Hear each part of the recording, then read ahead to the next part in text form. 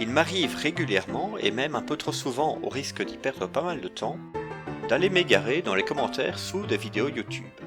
En particulier quand ça touche à la vulgarisation scientifique, parce qu'en ce qui me concerne, c'est un petit peu une passion, même si je suis loin d'être spécialiste dans les différents domaines qui y sont abordés. En sciences, justement, et plus particulièrement en biologie, mon principal centre d'intérêt est la classification phylogénétique du vivant. Pour les entre guillemets non-initiés, je comprends que ce nom puisse rebuter. Et je mets les guillemets justement parce que je ne me considère pas comme un initié, mais comme simplement quelqu'un de curieux. Une fois franchi la barrière de la terminologie, on arrive dans un domaine que, personnellement, je trouve fascinant. Mais revenons à nos moutons, ou plutôt à nos carnivores. Voici Pacha. Si vous avez déjà vu les vidéos précédentes, vous le connaissez déjà. Et contrairement à ce que son nom indique, Pacha est bel et bien un chat. Il aime les pieds, et en particulier dormir sur les pantoufles. Il aime s'accaparer des espaces qui de droit ne lui appartiennent pas. Il aime chasser les mouches aussi. Il n'aime pas l'aspirateur, il n'aime pas la douche et il n'aime pas les portes closes. À présent, voici Alpha. Encore une fois, si vous avez un peu suivi la chaîne, à défaut de l'avoir déjà vu, vous l'avez déjà entendu. Il aime l'eau, un petit peu trop même. Il aime les autres chiens. Et il aime les chats, même si les chats ne le lui rendent pas bien. Il n'aime pas la solitude, il n'aime pas non plus les jeux vidéo, mais c'est uniquement parce qu'il n'a jamais vraiment eu l'occasion d'en essayer. Et c'est tout. Mais pourquoi parler de ces deux énergumènes ? Eh bien, tout simplement parce que certains individus, probablement très mal informés, remettent en cause la théorie pourtant avérée de l'évolution par les sélections naturelles. En brandissant, entre autres, l'argument suivant.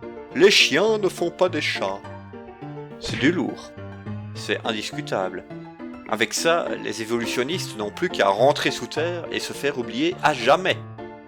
Vraiment ? Alors effectivement, qu'on soit créationniste ou entre guillemets évolutionniste, comme s'il s'agissait d'un courant de pensée et non pas d'une réalité observée, non, définitivement non, les chiens ne font pas des chats. Ni l'inverse. Les chiens font des chiens et les chats font des chats. Pacha est donc un chat.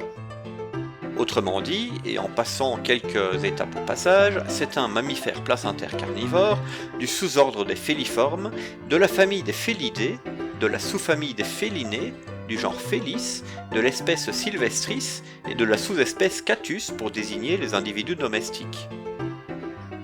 Quant à Alpha, c'est un chien. Autrement dit, et toujours en faisant un raccourci, c'est lui aussi un mammifère placentaire carnivore du sous-ordre des caniformes, de la famille des canidés, du genre Canis, de l'espèce Lupus et de la sous-espèce Familiaris pour désigner, encore une fois, les individus domestiqués par l'homme.